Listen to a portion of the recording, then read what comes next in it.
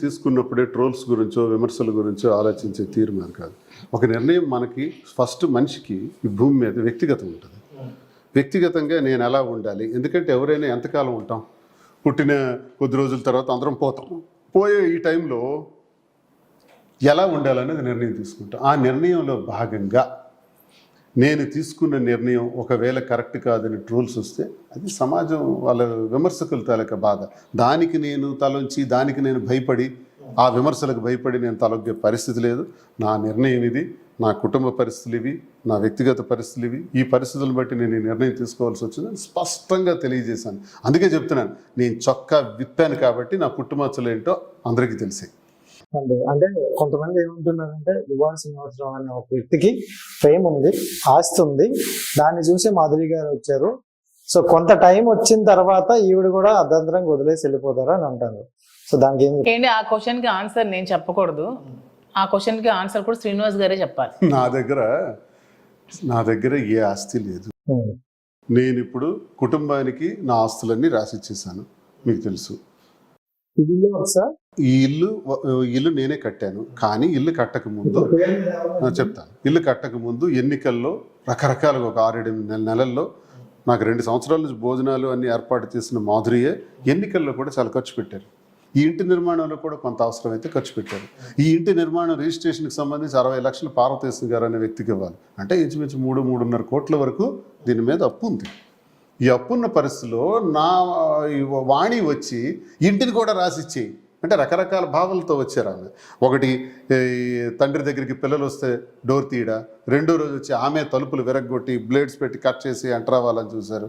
4వ రోజేమో నువ్వు ఇక్కడ టెక్కల్లో ఉండొద్దు, 5వ రోజు నువ్వు ఎమ్మెల్సీగా రాజీనామా చేయి, 6వ రోజు పార్టీ ఇతను సస్పెండ్ చేయాలి, 7వ రోజు కలిసి ఉంటాం, 8వ రోజేమో మళ్ళీ ఇష్టానుసారంగా నువ్వు ఎమ్మెల్యేగా పోటీ చేయడానికి వీల్లేదు, టెక్కల్లో ఉండటానికి లేదు. ఇలాంటి వాదనలతో వచ్చి ఇల్లు కూడా ఆమె తీసుకోవాలని చూస్తే నేను ఒకటే చెప్పాను, అన్ని ఆస్తులు రాసిస్తాను, ఇల్లు ఒక్కటి మాత్రం రాయలేను, నా తదనంతరం వరకు ఉండండి, నా తదనంతరం మీకే వస్తుందని చెప్పాను. అది వినిపించుకోకుండా ఇప్పుడే రాయాలని అల్లరి పెట్టేటప్పుడు మరొక వైపు ఈ అప్పులు ఉన్నాయి, ఈ అప్పుల్ని ఎలా క్లియర్ చేస్తాను, అందుకు తప్పని పరిస్థితిలో మాధురికి ఇల్లు రాశాను. ఇప్పుడు ఏదైతే రికవరీ అవగా ఉందో ఇంకా పార్వతీశంకి డబ్బులు ఇవ్వాలి 60 లక్షలు. ఇవన్నీ పోతే ఏమొస్తుందండి, ఇది ఫినిష్డ్ బిల్డింగ్ కాదు, ఇంకా అండర్ కన్స్ట్రక్షన్. ఇదేం పెద్ద అంత 4 కోట్లు తన పేరు చేస్తాను. ఓకే, పిల్లలకి ఫ్యామిలీకి ఆస్తులు రాస్తాను, తినికి ఇప్పుడు రాస్తాను. ఇంకా నా దగ్గర ఏముంది? ఇప్పుడు మీ కెమెరా ముందు దువ్వాడ శ్రీనివాస్కి ఏముంది? 0, బిగ్ 0. ఇప్పుడు బ్లాక్మెయిల్ చేయాల్సిన అవసరం ఏముంటుంది? ఏముంటుంది బ్లాక్ మెయిల్ చేయాలి? తను ఆమె బ్లాక్ మెయిల్ చేస్తే ఇంకా బ్లాక్ మెయిల్ చేయాలనే అంటున్నాను. ఇంకా నాకేమైనా పొందాలని బ్లాక్ మెయిల్ చేయాలని చూస్తే నేనేమైనా చిన్నపిల్లన్నా? నాకు పరిజ్ఞానం నచ్చట్లేదు వాళ్ళకి. అంటే కొంతమంది అంటారు కదా, వేరే వాడి గర్ల్ ఫ్రెండ్ వేరే వాళ్ళతో వెళ్తే ఆ జెలస్ ఉంటది అంటారు. అలాగే మరి మాధురి గారు మీ లైఫ్ లోకి వచ్చాక అది చూడలేకపోతుండ్రా, లేకపోతే ఆవిడ పెట్టే వీడియోలు చూడలేకపోతుండ్రా? ఈవిడ కూడా ఏంటంటే అవతల వాళ్ళని కొంచెం కెలుగుదాం అన్నట్లే ఒక వీడియో వేస్తాను అనమాట. ఆ విషయం అక్కడ అడుగుదాం, చెప్పండి. అంటే వీడియోస్ అనేవి నా పర్సనల్ అండి, నా అందరి అకౌంట్ లో అంటే మీరు చేసే పనులు అవ్వచ్చు, మీరు చూపించే ప్రేమ, అంటే దువ్వాడ శ్రీనివాసరావు మీరు చూపించే ప్రేమ వాళ్ళకి నచ్చట్లేదు అంటారా? అంతే, మేబీ అంత అయి ఉండొచ్చు, నచ్చకపోవచ్చు. శ్రీనివాస్ గారి మీద ఎనిమిటీ అవ్వచ్చు, రాజకీయంగా ఎదుర్కోలేక ఇలాంటి నీచమైన పదజాలంతో ఇలా ట్రోల్స్ చేయొచ్చు, అంతే. అంతకుమించి ఏముంటుందండి? జలసే, ఇక్కడ జలస్ ఒకటే ఉంటుంది. ఇంకోటి మీరు చెప్పారు, నాకు ఫస్ట్ దేవుడు అంటే ఎంత ఇష్టమో జగన్మోహన్ రెడ్డి గారు అండ్ శ్రీనివాస్ గారు అంటే అంత ఇష్టం అని అన్నారు. అవును.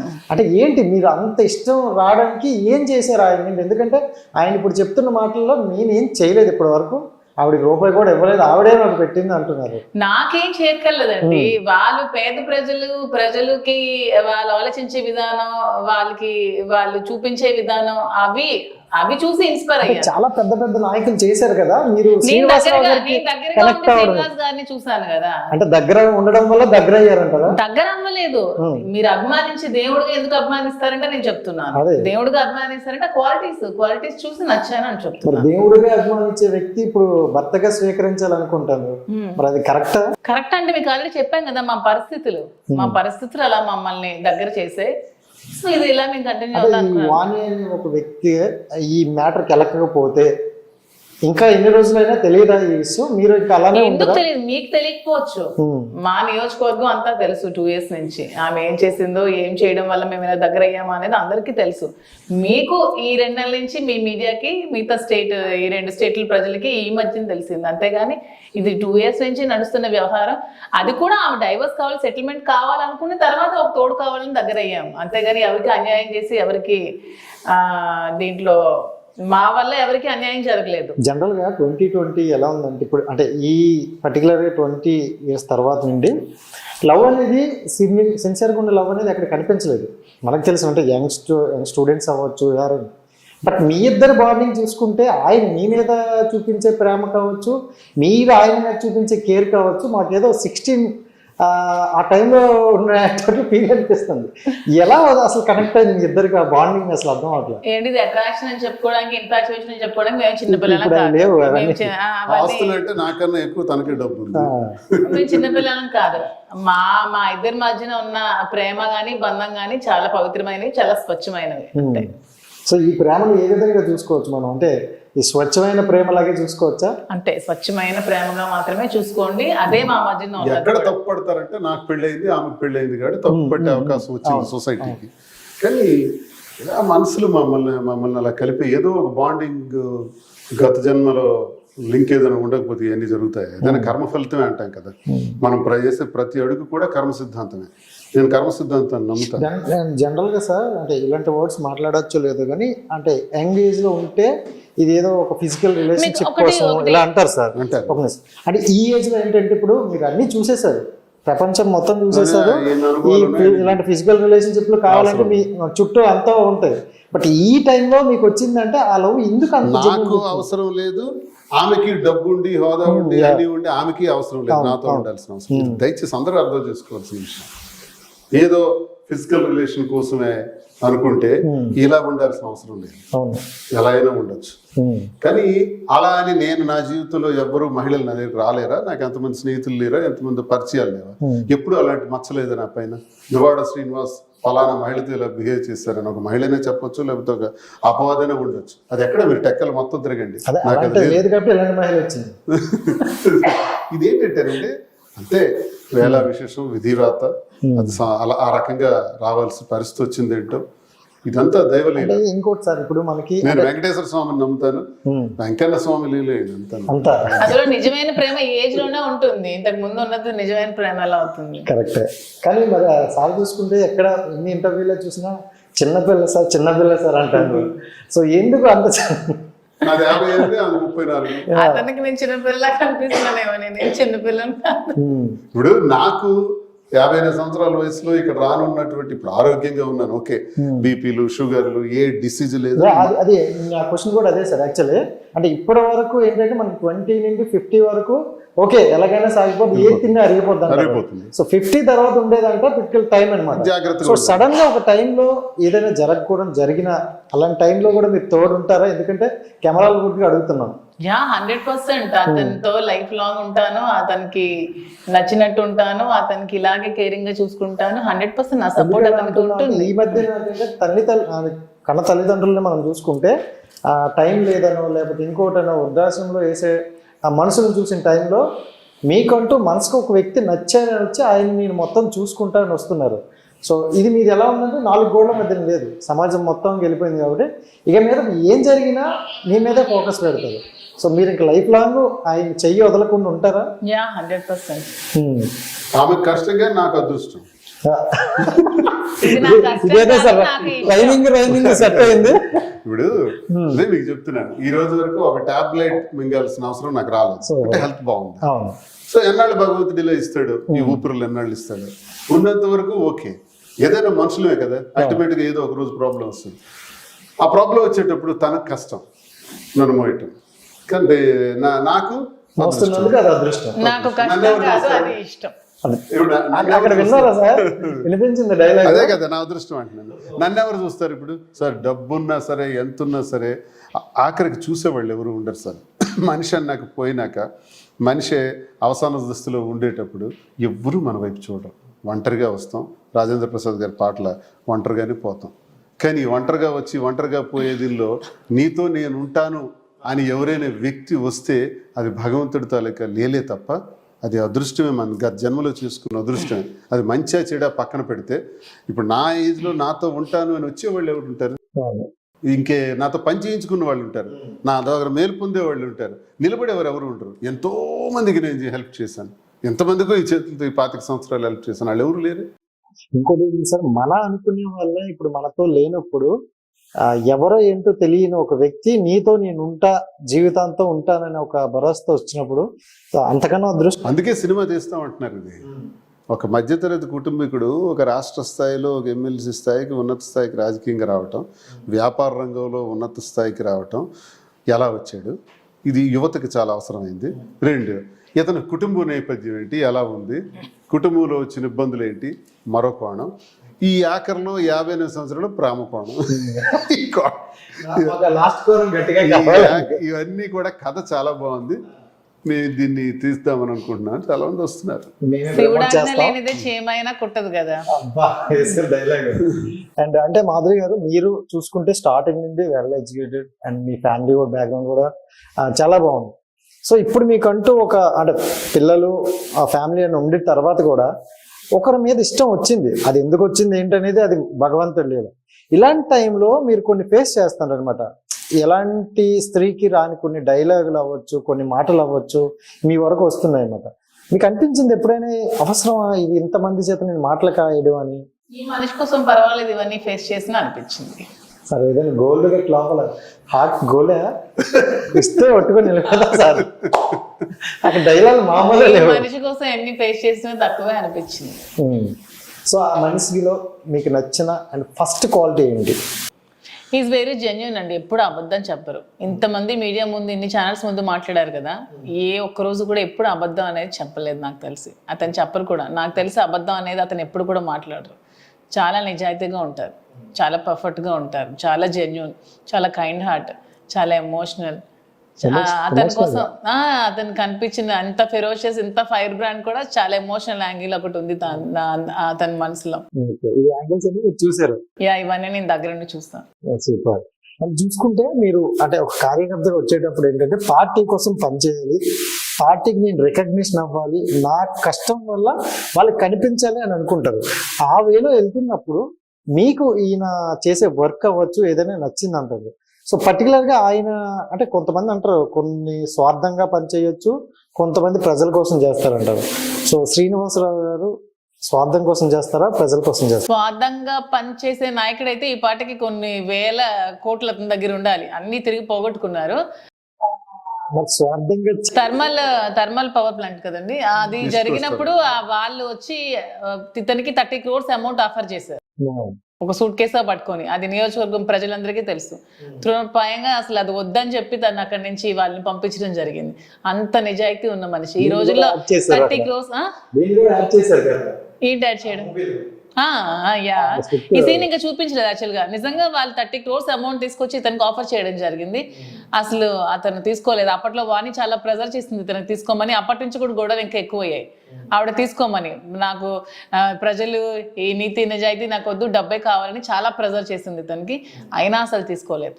అంత నిజాయితీ ఉన్న మనిషి. ఆ రోజుల్లో 30 crores అంటే ఇప్పటికీ ఒక 3000 crores తో సమానం అనమాట. అప్పట్లో కూడా అంత అతను వద్దని చెప్పి రిటర్న్ పంపించినటువంటి మహోన్నతమైన వ్యక్తి దువ్వాడ శ్రీనివాస్ గారు. ఆ ప్లేస్ లో మీరున్నా తీసుకుంటారు, మేబీ నేనున్నా తీసుకుంటానేమో. మనం అలా ఆలోచిస్తాం ఒక మూమెంట్ లో, ఎందుకంటే మనీ కదా అని.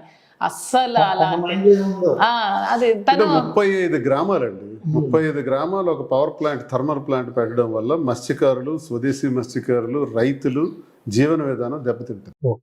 ఆ 35 గ్రామాలు లీడ్ చేసి నేను చేసిన పోరాటం, ఆ థర్మల్ ప్లాంట్ని తరిమి కొట్టాం. కేంద్రమే స్పందించినట్టు, కేంద్రమే రియాక్ట్ అవుతూ జయరాం రమేష్ గారు ఆ ప్లాంట్ రద్దు చేశారు మా యుద్ధానికి. మేము 1600 మంది ముద్దాయి 2009 నుంచి 14 వరకు జరిగింది. అందులో నేనే లీడ్ చేశాను. నేను 1600 మంది ముద్దాయిలో, మేము 1600 మంది జైల్లో. నా మీద 18 కేసులు, 7 మర్డర్ కేసులు. సోషల్ మీడియా అప్పుడు ఉంటే ఇంకా చాలా పెద్ద ఇష్యూ. ఎందుకంటే ఈ జీరో అనుకునే హీరో అంటారు కదా.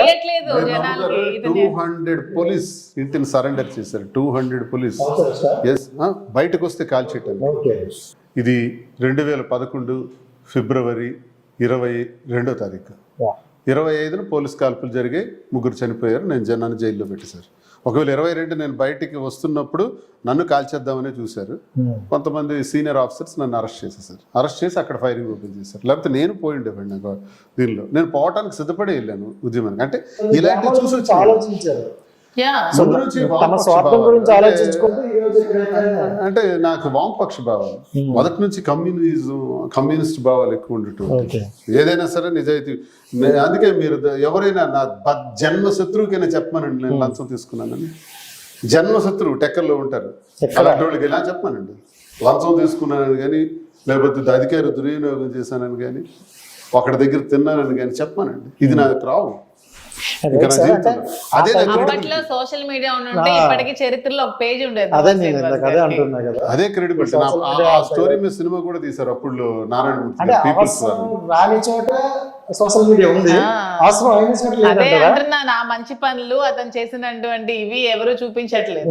ఏదో వ్యక్తిగత జీవితంలో అతనికి ఒడిదుడుకులు ఎదురయ్యి ఫ్యామిలీ పరంగా ఇద్దరం ఇబ్బందులు ఎదుర్కొని కలిసి ఉందాం అని ఒక నిర్ణయం తీసుకుంటే దీని మీద రచ్చ చేస్తున్నారు. చర్చలు, విశ్లేషకులు ఏవేమో మాట్లాడేస్తున్నారు. వాళ్ళేవో వచ్చి మా జీవితాన్ని చూస్తున్నట్టు, మమ్మల్ని దగ్గరుండి అబ్జర్వ్ చేస్తున్నట్టు నోటికి వచ్చింది మాట్లాడుతున్నారు.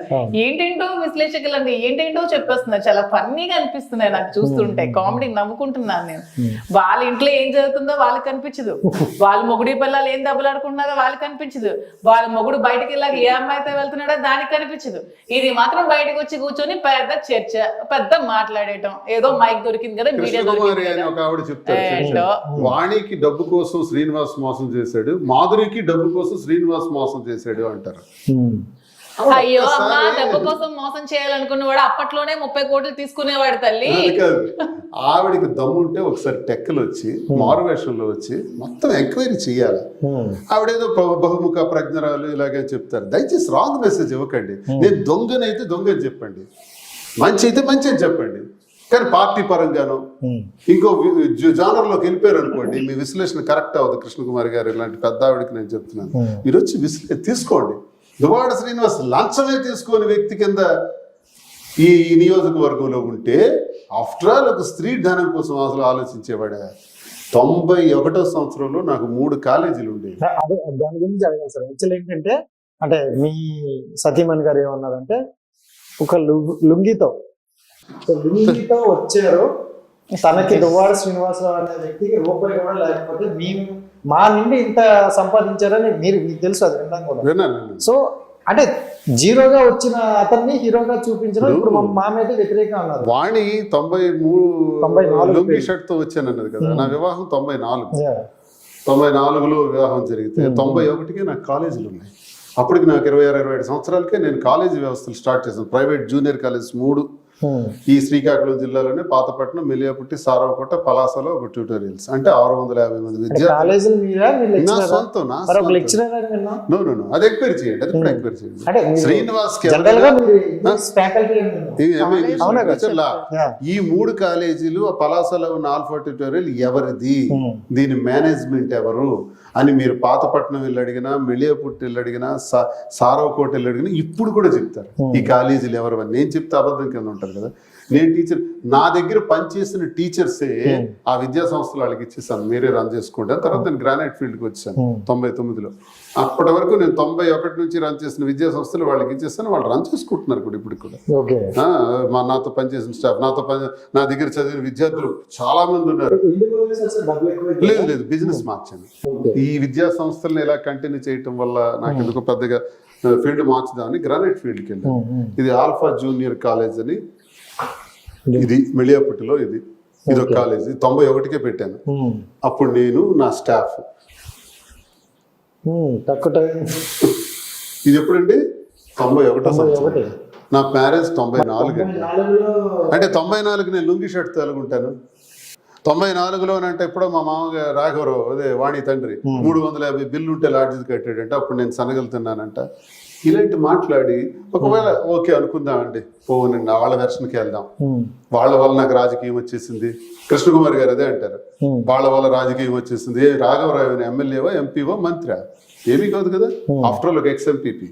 అలాంటి ఎక్స్ఎంపీపీలు నా చేతులతో నేను ఎంతో మందికి చేసి పెట్టేసినాను ఈ 25 సంవత్సరాల్లో. ఎక్స్ఎంపీపీగా మీ రాజకీయం నా కాడికి వస్తుంది. ఒకవేళ మీరు అనుకోండి వారసత్వం రాజకీయంగా ఇచ్చేస్తే వచ్చేస్తుందా?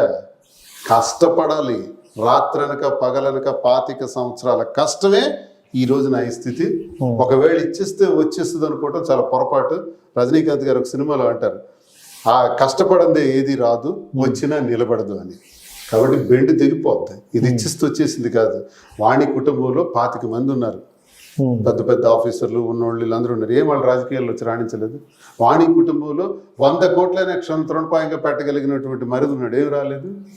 నాకే ఎందుకు వచ్చింది? నేను పెట్టలేను డబ్బులు, నాకు ఆస్తి కూడా లేదు. ఈ రోజుకి నాకు ఎందుకు వచ్చింది? ఒకటి ఇస్తే రాదండి, మన కష్టం మీద వస్తుందండి. కానీ వాళ్ళు ఏం చెప్పుకుంటారు, ఒకవేళ వాళ్ళు ఇచ్చుంటే రాఘవరావు పెద్ద జమీందారు అంటాడు కదా, ఆఫ్టర్ ఆల్ 350. ఒకవేళ ఉన్నతమైన ఇలాంటి దిక్కుమాలను మాట్లాడతారా? అల్లుడి మీద కలుపుకోవటానికి వచ్చామంటారు, ఒకటే కుటుంబం కలుపుకోవటానికి వచ్చామంటారు. కలుపుకోవటానికి వచ్చే వాళ్ళ భాష ఇదా? నీకు 350 బిల్లు కట్టాను 94లో, లేదు నువ్వు లుంగి షర్ట్తో వచ్చావు. ఇది కలుపుకునే విధానమా? వాణి విడగొట్టుకునే విధానమా? భర్తను కలుపుకోవాలనుకునేటప్పుడు 2000 గత 2 ఏళ్ల క్రితమే నాకు టికెట్ ఇవ్వండి, లేకపోతే నేను ఊరేసుకుని చేస్తాను, ఈయనకి నాకు విడాకులు ఇచ్చేయండి అని అధిష్టానం దగ్గర ఒత్తిడి తెచ్చావే. అలాగే 2004లో కూడా, ఇది 24, 2004లో కూడా రాజశేఖర రెడ్డి గారి ద్వారానే నేను ఈ జిల్లాకు పరిచయం అయింది. దువ్వాడ శ్రీనివాస్ అని పరిచయం చేసింది రాజశేఖర రెడ్డి గారు, రాఘవరావు కాదు. నేను చిన్నప్పుడు విద్యార్థిగా ఉండేటప్పుడే రాజశేఖర రెడ్డి గారి దగ్గరికి వెళ్తుండేవాడిని. సార్ పాదయాత్రకు వచ్చేటప్పుడు నేను గ్రాండ్గా ఏర్పాట్లు చేశాను. నాకు హరిశ్చంద్రపురంలో టికెట్ ఇచ్చారు ఆయన, అప్పుడు పాత నియోజకవర్గం. ఇచ్చిన తర్వాత వాణి రాఘవరావు రాజశేఖర రెడ్డి గారి దగ్గరికి వెళ్ళి నాకు ఈ టికెట్ ఇస్తారా, లేదా మేము ఇండిపెండెంట్గా వేయాలని ఆయనకి చెప్పారు. అప్పుడు రాజశేఖర రెడ్డి గారు నాకు బ్లాంక్ బీఫామ్ ఇచ్చి, నీ ఇష్టం ఎవరి పేరు రాసుకుంటావో నాకు అనవసరం, నీ మామ నీకు వైఫ్ వచ్చారు, నీకు ఒకటే చెప్తున్నా, ఎలక్షన్ గురించి నీతోనే మాట్లాడతా, జాగ్రత్త అని చెప్పారు. అప్పుడు నేను వాణి పేరు రాసా టికెట్ ఇచ్చాను. అది 2004, ఇది 2024 సేమ్ టు సేమ్. ఆనాడు తండ్రి, ఈనాడు కుమారుడు జగన్మోహన్ రెడ్డి. 20 సంవత్సరాల నుంచి మా గొడవ నడుస్తుంది అనడానికి ఇది ఉదాహరణ. జగన్మోహన్ రెడ్డి గారు టికెట్ అనుకుంటే మళ్ళీ ఇప్పుడు నేను వాణి ఎప్పుడైతే టికెట్ అడిగిందో సార్కి నేను రిక్వెస్ట్ చేసి వద్దన్నా ఇచ్చేద్దాం ఆమెకి టికెట్ అని, మళ్ళీ 100 మెట్లు దిగి ఈ రోజు కూడా టికెట్ ఆమెకే అనౌన్స్ చేయించాను అధిష్టానం ద్వారా. అలాంటిది ఆమె టికెట్ వచ్చిన తర్వాత నిలబెట్టుకోలేను తనం. నేను పార్టీలో కనపడకూడదంట, నేను ఉండకూడదంట, నేను టెక్కల్లో ఉండకూడదంట, మీటింగ్స్కి నేను వెళ్ళకూడదంట. నేను వెళ్ళే మీటింగ్స్కి ఒక ఇన్ఛార్జ్గా, ఒక అభ్యర్థిగా తను ముందే వెళ్ళిపోవటం, లేదా మైక్ నాకు ఇవ్వకుండా చేయటం, అవమానాలు చేసేది. మరి ఇంకెందుకు లేదు, నేను ఆగి వెనక నుండి పార్టీ కార్యక్రమం చేసేవాడిని. ఈ పరిస్థితుల్లో వీటన్నిటి వల్ల గ్రాఫ్ డౌన్ అయిపోయింది. మళ్ళీ నేనే పోటీ చేయవలసి వచ్చింది. సరే గెలిచాము కూడా పక్కన పెడితే మళ్ళీ నేనే పోటీ చేశాను. అంటే ఏంటంటే ఆవిడకి ఏంటంటే ఒక విచిత్రమైన కోణం, అధికారంలో నేను ఇప్పుడు బాగుంటే అది ఆమెకు కావాలి. పోరాటంలో ఒక్క రోజైనా కనిపించిందా? ఒక్క ఫోటో చూపించమనండి. పోరాటం అనేది నరకం, కష్టం, బాధ, ఎండనక వాననక ప్రజలతో తిరగాలి, ఉండాలి, అది పడదు. నాకు టికెట్ వచ్చి గెలుస్తూ ఉంటే మాత్రం కావాలి. అలాగే వ్యాపారాల్లో నేను నా వ్యాపారం ప్రారంభించినప్పుడు ఆమె అడగదు, వ్యాపారం ఉన్నత స్థాయికి వెళ్తే నా పేరు రాసేది. విచిత్రమైన కోణం. ఇలా అందరు లేడీస్ అనుకుంటే ఒక్క మగాడు కూడా బతకలేడు. దువ్వాడ శ్రీనివాస్ దౌర్భాగ్యమైన పరిస్థితి ఇది. అందుకే 58 ఏళ్ల వయసులో కూడా ఈ పరిస్థితి దాపరించింది. మాధురి అనే అమ్మాయి హాయిగా ఇంట్లో ఉండాల్సింది. నాతో ఎందుకు ఆమెకి గొడవలు, ఇబ్బందులు, తలకాయ నొప్పులు అవసరమా? హాయిగా ఉండాల్సిన అమ్మాయి. ఆ అమ్మాయిని రాజకీయాల్లోకి లాగి మా కుటుంబమే నాశనం చేసాం. ఒంటరి అయిపోయి రోడ్డు మీద ఉన్న పరిస్థితులు, అత్తవారికి కన్నవారికి దూరం అయిపోయిన పరిస్థితులు. ఏం చేయాలి చెప్పండి? మీ హిట్ ఛానల్ ద్వారా చెప్పండి. వాణికి ఆస్తులని రాసిచ్చేసాను. 2 పిల్లల్ని గుండె మీద పెట్టి పెంచి పోషించి డాక్టర్లు చేశాను. ఒక పిల్లకి ఘనంగా పెళ్లి చేశాను. ఇంకో పాపను తనిఖీ చేయాలి. నా చాప్టర్ క్లోజ్. నా రాజకీయ జీవితం కూడా చాలా చూసేసాను. మీరు అన్నట్టు వాణి కూడా ఎన్ని అయిపోయింది. టికెట్ కావాలంటే తెచ్చుకుంది, మాధురి పేరు పెట్టి బ్లాక్మెయిల్ చేసి, స్కేప్ గూడ్ చేసి, పలిపసులు చేసి వాడుకుంది, అయిపోయింది. నేను వాడేసుకున్నాను. ఇప్పుడు ఈమె అనాథగా రోడ్డు మీద ఉంది. ఏం చేయాలా? ఓకే, నేను కుటుంబానికి అడ్జస్ట్ అయిపోయి ఉండాలా? ఈమెకి ఏదైనా పరిస్థితులు, ఈమె ఒంటరి అయిపోయి ఈమె జీవితం మా కుటుంబం వల్ల నాశనమైనందుకు వదిలేయాలా? ఇలా ఉండకూడదా? మరి 2 ఏళ్ళ నుంచి నాకే కదా, మాధురియే కదా నాకు భోజనం పెట్టింది. ఈ 2 ఏళ్ల నుంచి వాణి ఇంటికి తాళం వేసేసిన తర్వాత, టికెట్ వచ్చిన తర్వాత ఈ 2 ఏళ్ళలో తనే నాకు క్యారేజ్ పంపింది, తనే నా వాహనాల ఏర్పాట్లు, తనే నా కేడర్ ఏర్పాట్లు, ఎలక్షన్ ఏర్పాట్లు అన్ని తనే దగ్గరుండి చూసింది. అలా చూసింది. వాణికి, మాధురికి నాకు తిరుగుతున్నాం అన్నటువంటి విషయం టెక్కల ప్రజలకు తెలుసు. మరి అచ్చెన్నాయుడు ఒక మాట కూడా చెప్పాడు కదా, ఈ రాష్ట్రంలో అత్యున్నత మెజారిటీ నాదే, 70,000 దాటి రాసుకోండి అన్నాడు. అది రాష్ట్ర పార్టీ అధ్యక్షుడిగా. ఇప్పుడు ఆయన మెజారిటీ ఎంత అండి? 30,000. ఏమండి, రాష్ట్రంలో అనామకులు అడ్రస్ లేని వాళ్ళు నామినేషన్ ఇస్తే 60-70 మెజారిటీలు వచ్చాయి. ఈ వేవ్లో, కూటమి వేవ్లో మెజారిటీలు అలా వచ్చాయి. మరి రాష్ట్ర పార్టీ అధ్యక్షుడికి ఎందుకు నా మీద రాలేదు? ఈ జిల్లాలోనే చాలా మందికి 50,000, 40,000 ఓట్లు వచ్చాయి మెజారిటీలు. మరి ఎందుకు అచ్చెన్నాయుడు 30,000 ఉండిపోయాడు? మరి దువ్వాడ శ్రీనివాస్కి ఎందుకు 74-73,000 ఓట్లు వచ్చాయి? ఈ చరిత్ర తెలుసు కదా. వాణి దుష్ప్రచారం చేసింది కదా, వాణి తెలుగుదేశానికి చేసింది కదా, వాణి అచ్చెన్నాయుడికి చేసింది. ఇన్ని చేసినా మాకెందుకు ఇంత వేశారు? ప్రజల్లో మాకు గౌరవం ఉంది కాబట్టే. ఇన్ని తెలిసినా, 2 ఏళ్ల నుంచి ఈ విషయం తెలిసినా. పొలిటికల్గా వెళ్ళారు కాబట్టి నా క్వశ్చన్ ఒకటి, పొలిటికల్గా నేను లాగను కానీ ఒక క్వశ్చన్ ఉంది. సో జగన్మోహన్ రెడ్డి గారు ఇలాంటి పరాజయం ఎదుర్కొంటారని ఎవరు ఊహించలే. సో ఇలాంటి పరాజయం రావడానికి కారణం ఏంటనుకుంటారు సార్? నాకు తెలిసి నా 25 సంవత్సరాల రాజకీయంలో రాష్ట్ర ప్రభుత్వాలను చూసాం, కేంద్ర ప్రభుత్వాలను చూసాం, సామాన్య కార్యకర్త నుంచి ఈ స్థాయికి వచ్చాం. జగన్మోహన్ రెడ్డి లాంటి దూరదృష్టి కలిగినటువంటి, వ్యవస్థల్ని మార్చాలని మొదటి అడుగు వేసినటువంటి వ్యక్తి ఈ ప్రపంచంలో చూడం. మీకు ఇది అతిశయక్తనొచ్చు. ఈ దేశంలో ఇన్ఫర్మేషన్ అండ్ టెక్నాలజీకి సృష్టికర్తలు చంద్రబాబు నాయుడు నేనని చెప్పుకుంటాడు, ఇంకోటి చెప్పుకుంటాడు. But the root cause is Rajiv Gandhi. హైదరాబాద్లో ఐటీ సెక్టర్ డెవలప్ అవ్వడానికి కారణం రాజీవ్ గాంధీ. ఇండియాలో సెల్ ఫోన్స్, ఎస్టీడీ బూత్స్ రావడానికి కారణం రాజీవ్ గాంధీ. చరిత్రలో ఎవడో ఒకడు ఉంటాడు సార్, ఆయనే అంకురార్పణ చేస్తాడు sir. Is the main person for all this information and technology. చెప్పుకుంటాం మనందరం మేమే చేసామని, అది వేరు. అలాగే వ్యవస్థలు, ఒక పెన్షన్ కావాలన్నా, ఇల్లు కావాలన్నా, రేషన్ కార్డు కావాలన్నా, ఆధార్ కార్డు కావాలన్నా, క్యాస్ట్ సర్టిఫికేట్ కావాలన్నా, ఇన్కమ్ సర్టిఫికేట్ కావాలన్నా, డెత్ సర్టిఫికేట్ కావాలన్నా, బర్త్ సర్టిఫికేట్ కావాలన్నా, తహసీల్దార్ ఆఫీసులు, ఎంపీడీ ఆఫీసులకు వెళ్ళే దౌర్భాగ్యమైన పరిస్థితి ఈ దేశంలో. మహాత్మా గాంధీ గారు చెప్పారు, గ్రామ సచివాలయాలు రావాలి, గ్రామ సచివాలయాలు పట్టుగొమ్మలు అన్నారు. ఎవడైనా ఆచరించాడా? మొట్టమొదటిసారిగా భారతదేశంలో సచివాలయ వ్యవస్థని ఇంట్రడ్యూస్ చేసినటువంటి ఘనపాటి. సచివాలయం అంటే అర్థం ఏంటి? ప్రధానమంత్రితో ఉండే అధికార యంత్రాంగానికి సచివాలయం అంటాం. అలాగే ముఖ్యమంత్రి గారితో ఉండే అధికార యంత్రాంగానికి ఆఫీస్ని సచివాలయం అంటాం. మరి ఇదేంటిది? గ్రామ సచివాలయం. 50 ఏళ్లకు వాలంటీర్, 540 రకాల సేవలు అందిస్తాడు వాలంటీర్. అలాగే ఆ వాలంటీర్కి అనుసంధానంగా ఒక 18, 20, 23 మందితో ఒక సచివాలయ వ్యవస్థ, secretary, VRO, district assistant, welfare assistant, engineering assistant, ఇలాగా అందరితో కలిపి పోలీస్, విలేజ్ పోలీస్ అందరినీ పెట్టి ఒక సచివాలయ వ్యవస్థ పెట్టి, అక్కడి నుంచి రైతు భరోసా కేంద్రం పెట్టి, అక్కడి నుంచి ఆరోగ్య కేంద్రం పెట్టి, ఏంటి విప్లవం. ఎందుకు అలా పరాజయం అవుతాయి జయాపజయాలు అయిపోయిన తర్వాత సార్? ఎందుకంటే మనం ఏదైనా ఒకరోజు ఒక స్పోర్ట్స్ తీసుకుందాం, మ్యాచ్ ఆడే ముందు మనం చాలా వార్మప్లు చేస్తాం, చాలా ప్లాన్లు చేస్తాం. ఓడిపోయిన తర్వాత కూర్చొని ఆలోచిస్తారు, మనం ఎక్కడ ఓడిపోయాం, ఎందుకు ఓడిపోయాం. సో ఇది ఇలాంటి పరాజయం జరిగిన తర్వాత ఏమైనా మీ వరకు వచ్చిందా? మనం ఎక్కడ సార్ జయాపజయాలు దైవాదినాలు సార్.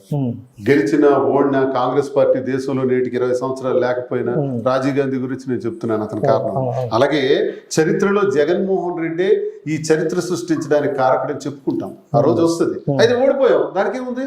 ఓడిపోతాం, గెలుస్తాం, రకరకాలు ఉంటాయి. మోసగాడైన చంద్రబాబు నాయుడు గెలిచాడు 7, ఏంటి సూపర్ 6, నో సూపర్ 7 అనే మోసగాడు చంద్రబాబు నాయుడు గెలిచాడు. కూటమి ద్వారా ఓట్లు సంపాదించుకొని ఏదో గెలిచేస్తున్నారు. ఇందులో రహస్యం ఏముంది? ఇప్పుడు ఒక్కసారి ప్రజల దగ్గరికి మీరు వెళ్ళండి, మైక్ పట్టుకొని, ప్రతి ఒక్క పేదవాడి అకౌంట్లో కూడా ఈ పాటికి 50-60 వేలు పడి ఉండేది. జగన్మోహన్ రెడ్డి లేకపోవడం వల్ల ఈ కుడి చేయి తీసేసినట్టు అయిపోయింది పేదడికి. మీకు తెలుసా, 24% స్కూళ్ళల్లో చదువుతున్నటువంటి విద్యార్థులు బయటకు వెళ్ళిపోయినారు. ఎందుకో తెలుసా? అమ్మఒడి, మరి లేదు గవర్నమెంట్ స్కూల్స్ లో అమ్మఒడి, రైతు భరోసా, చేయూత, జగనన్న విద్యాదీవెన, జగనన్న వసతి దీవెన, ఇవన్నీ రావటం వల్ల తల్లిదండ్రికి భరోసా అన్న ఒక రూల్ పెట్టాడు. మీ బిడ్డకి 75% ఉంటేనే అటెండెన్స్ నేను డబ్బులు ఇస్తాను అమ్మఒడి అన్నాడు. చచ్చినట్టు తల్లిదండ్రులు పిల్లలకు. అంటే బిడ్డని చదివించడానికి ఒక రకంగా లంచమే అనుకోవచ్చేమో, అలా ఇస్తేనే ఆ బిడ్డని చదివించారు వాళ్ళు. ఎందుకు తెలుసా? వాళ్ళ ఆర్థిక పరిస్థితి. ఆ బిడ్డకు కూడా తీసుకెళ్లి కూలి పనిలో పెట్టుకుంటే మాకు ఒక 200 వస్తుందని ఆలోచించే తల్లిదండ్రులు. పేదరికం. కానీ నేనున్నాను, నీకు ఇన్ని రకాలుగా డబ్బులు ఏర్పాటు చేస్తాను, నేను బిడ్డని చదివించనే యుగ పురుషుడు పుడతాడా? ఈ జన్మలో పుడతాడా? అతనే జగన్మోహన్ రెడ్డి. కాబట్టి ఇన్ని చేశాడు కాబట్టి ఆ తల్లి చదివించింది. ఇప్పుడు మహానుభావుడు చంద్రబాబు నాయుడు దయ వల్ల, ఈ కూటమి ప్రభుత్వం దరిద్రం వల్ల ఆ రైతు భరోసా కేంద్రాలు పోయినాయి, సచివాలయాలు పోయినాయి, వాలంటీర్స్ పోయినాయి, ఆరోగ్య కేంద్రాలు పోయినాయి, ఆఖరికి స్కూళ్ళల్లో చదివించుకునే పసిపిల్లలను కూడా మరి చదివించం, కూలి పనులకు తీసుకుని పోతామని 24% డ్రాప్ అవుట్స్ ఈ మధ్య. ఇది వీళ్ళ చరిత్ర సార్. ప్రజలే తిడతారు సార్, మేమెందుకు అనాలి? మాది ఎప్పుడు తప్పు కాదు. జగన్మోహన్ రెడ్డి గారి అడ్మినిస్ట్రేషన్లో తప్పు లేనే లేదు, అది ప్రజలే చెబుతారు. ఇప్పుడు స్టార్ట్ చేశారు, ప్రజలే చెప్పడం మొదలు పెట్టారు. మరొక కారణం ఇంకోటి ఏంటంటే, మీరు అంటే 2004 నుండి 2024 వరకు చూసుకుంటే మీకు వచ్చే సీట్ కావచ్చు, సో వాణి గారికి ఇవ్వడమే జరిగింది. ప్రతిసారి మీరు డ్రాప్ అయ్యేవాళ్ళు, ఎంటబోడి బయటకు వెళ్ళలేకపోయింది. అయ్యేవాళ్ళు.